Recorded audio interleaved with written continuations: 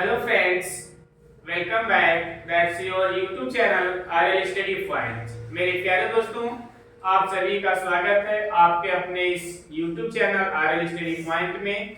आज मैं आप लोगों को बहुत ही छोटा सा एक सिंपल सा टॉपिक है जो कि 2D दो आयामी आकार जिसमें आपके आयत, वर्ग और समचतुर्भुज, समांतर चतुर्भुज ये सब आते हैं। इन सभी के बारे में आज मैं आपको पढ़ाऊंगा। ठीक है, पहला है 2D शेप, दो आयामी आकार, है ना, जिसमें क्या क्या आता है? वर्ग जिसको स्क्वायर कहते हैं, आयत जिसको रेक्टेंगल कहते हैं, समांतर चतुर्भुज पैरेललोग्राम, समचतुर्भुज रोम्बस, पतंग काइट, समलंब चतुर्भुज ट्रेपेजियम। हाँ, जो आप पतंग उड़ाते हैं वही पतंग है। ठीक है, तो हम लोग क्या करते हैं, एक एक की बात करते हैं। अगर हम बात करते हैं पहले स्क्वायर की, ठीक है, स्क्वायर जिसको वर्ग कहते हैं। वर्ग किसे कहते हैं? एक ऐसा वर्ग, नीचे लिखते हैं पहला, ठीक है, ऐसा चतुर्भुज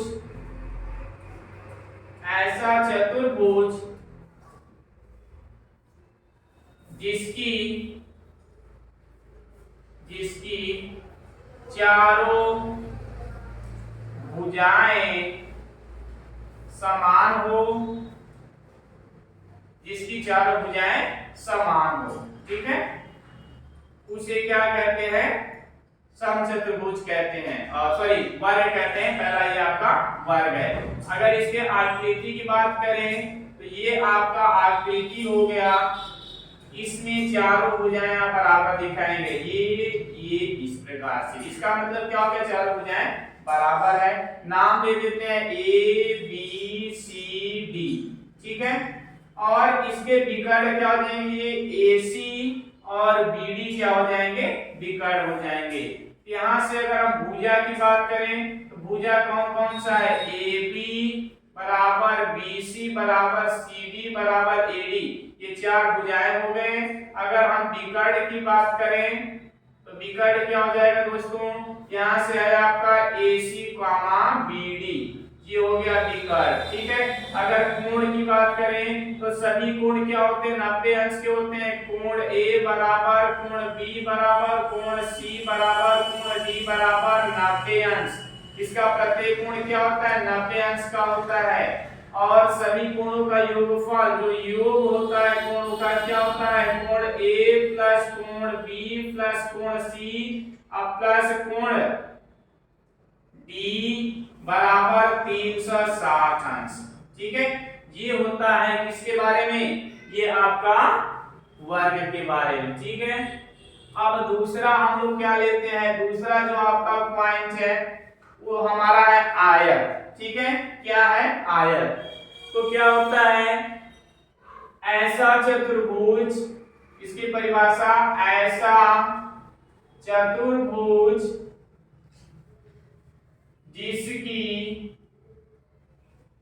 जिसकी आमने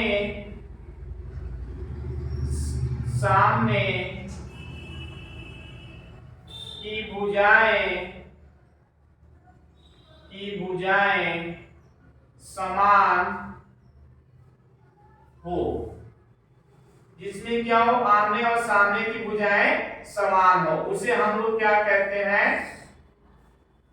आयत कहते हैं। ठीक है, दूसरा पॉइंट आपका आयत है। अगर इसके आकृति की बात करें तो ये होता है आकृति दोस्तों, ये आकृति हो गया। ठीक, नाम दे देते हैं A B C D। ठीक है, ये इसके बराबर होगा और ये क्या होगा? इसके बराबर, है ना। यहां से अगर हम भुजा की बात करें तो भुजा में क्या क्या आएगा आपका? AB बराबर हो जाएगा CD और कॉमा BC बराबर क्या हो जाएगा? AD। इसमें ये दो भुजाएं क्या हो गए? बराबर हो गए। और विकर्ण आपका होगा ये AC और क्या हो जाएगा? BD।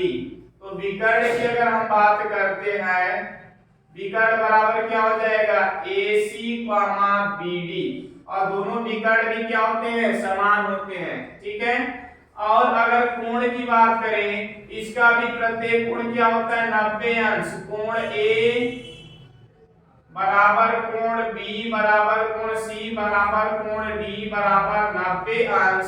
अगर कोणों का योग करें तो योग में क्या होता है दोस्तों, योग आपका होता है 360 अंश। जी हाँ, अगर सभी कोणों को आप योग करेंगे, ज्ञात करेंगे तो क्या होगा 360 अंश होगा, ठीक है।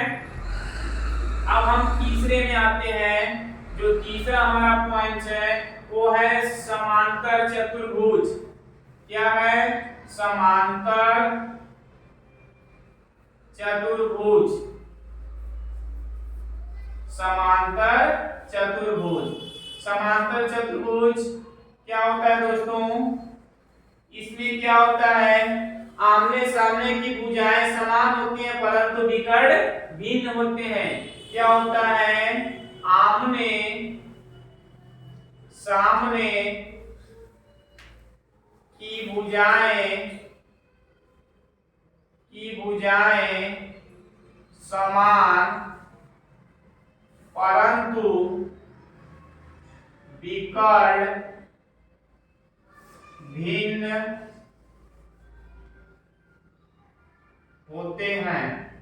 आमने सामने की भुजाएं तो समान होते हैं परंतु विकर्ण भिन्न होते हैं। अगर इसके आकृति की बात करें दोस्तों तो ये हो जाएगा एक आकृति।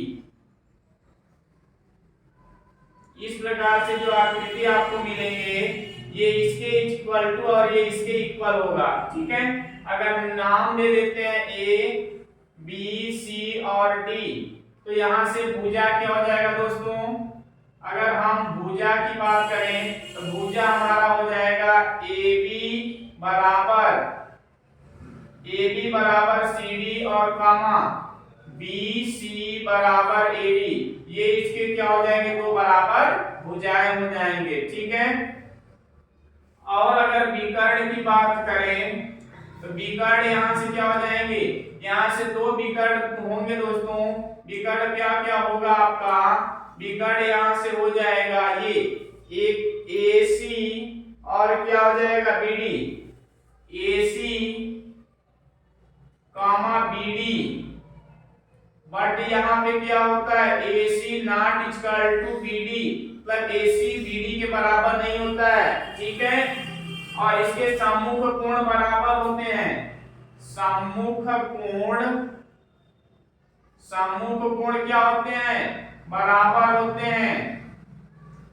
सम्मुख कोण बराबर होते हैं। क्या क्या होते हैं सम्मुख कोण, कोण A बराबर कोण C और कामा कोण D बराबर कोण B, है ना, या कोण B बराबर कोण D या कोण D बराबर कोण B। लेकिन कोणों का योगफल, चारों कोणों का जो योगफल होता है, चारों कोणों का योग वो कितना होता है 360 अंश होता है, ठीक है। और संगत कोणों का योगफल 180 अंश होता है। संगत कोणों का योग बराबर 180 अंश होता है, ठीक है। अब जो नेक्स्ट पॉइंट है आपका वो रहेगा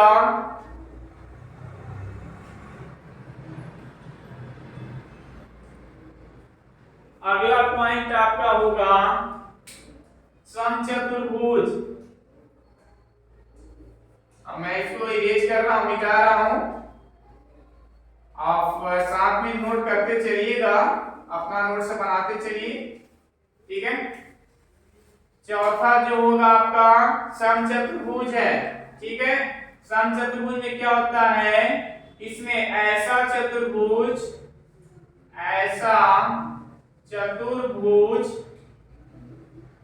जिसके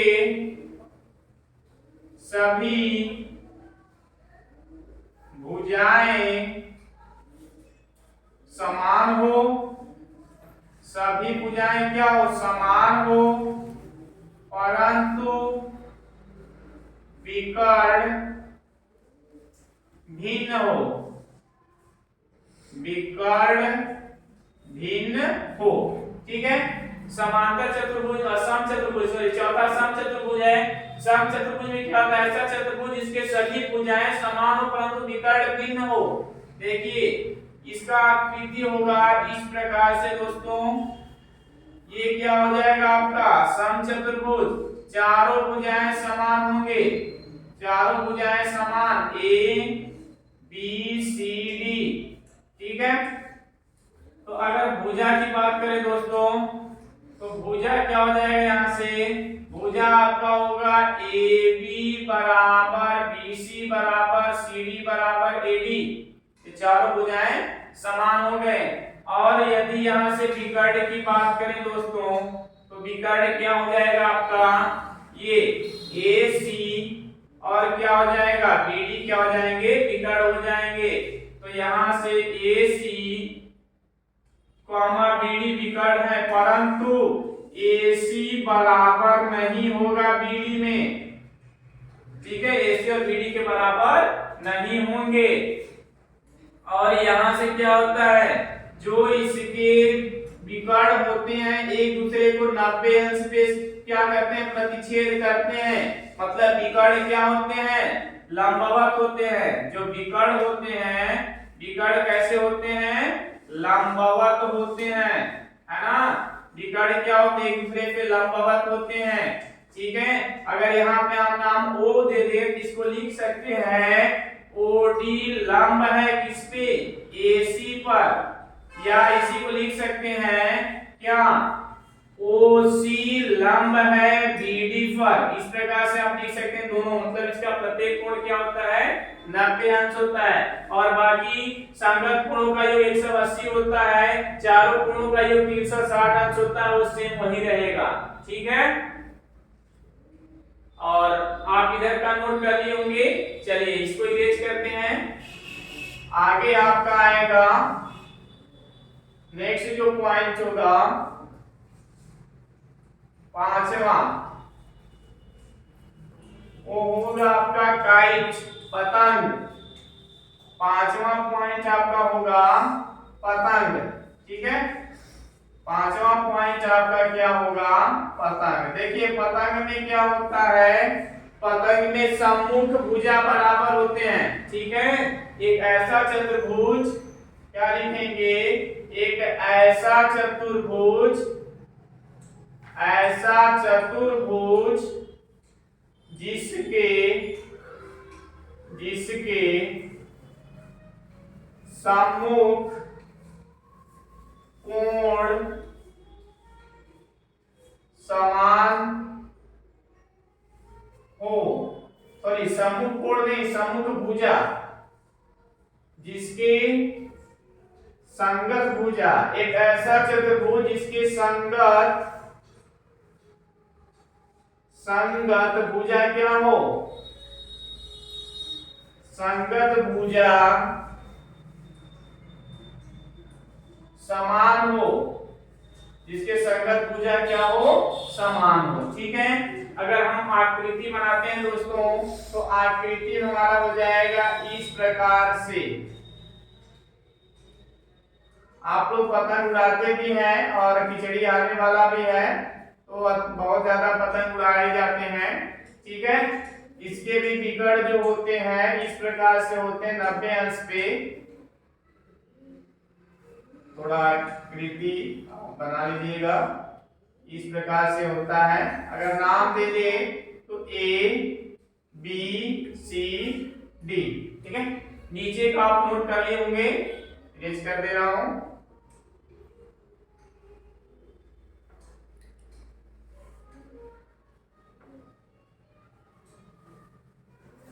नेक्स्ट ये बी। अब इसमें क्या होगा? संगत का मतलब होता है ये भुजा इसके बराबर और ये दोनों भुजाएं इसके बराबर। ठीक है, अगर हम भुजा की बात करें तो यहाँ से भुजा में क्या हो जाएगा दोस्तों? जो भुजा होगा आपका क्या होगा? AD बराबर CD और कामा क्या हो जाएगा? AB बराबर BC। ये संगत भुजाएं बराबर होंगे और जो इसका विकर्ण होगा वो विकर्ण क्या होगा, विकर्ण बराबर आपका हो जाएगा AC, BD। ये क्या हो जाएंगे, विकर्ण हो जाएंगे। और इसके भी विकर्ण जो होते हैं वो 90 अंश पे प्रतिच्छेद करते हैं। इसके विकर्ण जो होते हैं 90 अंश पे वो भी प्रतिच्छेद करते हैं। और इसके भी सभी कोणों का योग जो होता है, कोणों का योग जो होता है दोस्तों, कोणों का योग वो कितना होता है, 360 अंश होता है। और इसके जो संगत कोण होते हैं और इसके सम्मुख कोण क्या होते हैं, बराबर होते हैं। इसके सम्मुख कोण क्या होते हैं, बराबर होते हैं। सम्मुख कोण की बात करें तो यहां से क्या हो जाएगा दोस्तों, कोण A बराबर कोण C और कोण B बराबर कोण D। ठीक है, ये इसके सम्मुख कोण बराबर हो गए। आगे चलते हैं, जो छठवां है आपका क्या है, समलंब चतुर्भुज, ट्रेपीजियम इसको कहते हैं। समलंब चतुर्भुज है, समलंब चतुर्भुज, जिसे हम लोग ट्रेपीजियम नाम देते हैं। ठीक है, समलंब चतुर्भुज इसको ट्रेपीजियम कहते हैं। इसमें क्या होता है दोस्तों कि इसमें एक भुजाएं क्या होती हैं, आमने सामने भुजाएं समांतर तथा बराबर। आमने सामने की, आमने सामने की भुजाएं समांतर तथा बराबर होते हैं। आमने और सामने की भुजाएं समांतर तथा बराबर होते हैं। अगर इसकी आकृति बनाया जाए तो आकृति में क्या होगा, इस प्रकार से आपका बनेगा। ये क्या हो गया, एक समलंब चतुर्भुज हो गया। ठीक है, इसका नामकरण करते हैं A B C D। तो इसमें क्या होगा, ये भुजा इसके बराबर होगा। ठीक है, और इन दोनों भुजाओं के बीच का ये जो दूरी होगा ये हमेशा समान हो जाएगा। इसको m लिख लेते हैं, इसको यहां से क्या लिखते हैं, n लिखते हैं। ठीक है, हमने क्या लिखा कि समांतर होते हैं, मतलब यहां से अगर हम भुजा की बात करें दोस्तों तो भुजा में यहां से क्या हो जाएगा, AB समांतर हो जाएगा CD के, ये समांतर का चिन्ह है। ठीक है, और AD बराबर हो जाएगा BC के। कहीं कहीं विशेष प्रकार का समलंब चतुर्भुज देता है तो वहां बराबर नहीं होता है। ठीक है, और अगर यहां से विकर्ण की बात करें तो ये विकर्ण होता है दोस्तों, ये क्या होता है, विकर्ण। तो विकर्ण यहां से क्या हो जाएगा आपका, विकर्ण बराबर हो जाएगा AC, BD, ये हो जाएंगे विकर्ण। ठीक है, और अगर ऊंचाई की बात करें तो इसकी जो ऊंचाई होगी वो क्या हो जाएगी, ADM, क्या हो जाएगा, CN। ये इसके बीच की जो ऊंचाई है या दूरी, ये क्या होंगे, समान है, क्योंकि समांतर रेखा का आपने पढ़ा होगा परिभाषा क्या होता है कि दो रेखाओं के बीच की दूरी हमेशा समान होती है, इसलिए ये क्या होगा, इसके बीच की दूरी समान होगी। इस प्रकार से आज मैंने आप लोगों को 2D, 2 डायमेंशनल के जितने भी आकृति होते हैं सबको अच्छी तरह से पढ़ा रखा। मुझे आशा है कि आपको समझ में आया होगा और आप नोट्स भी बनाए होंगे। और इसी के साथ अगर आपको वीडियो अच्छा लगे तो आप चैनल को लाइक, सब्सक्राइब और शेयर करना नहीं भूलिएगा। Thank you.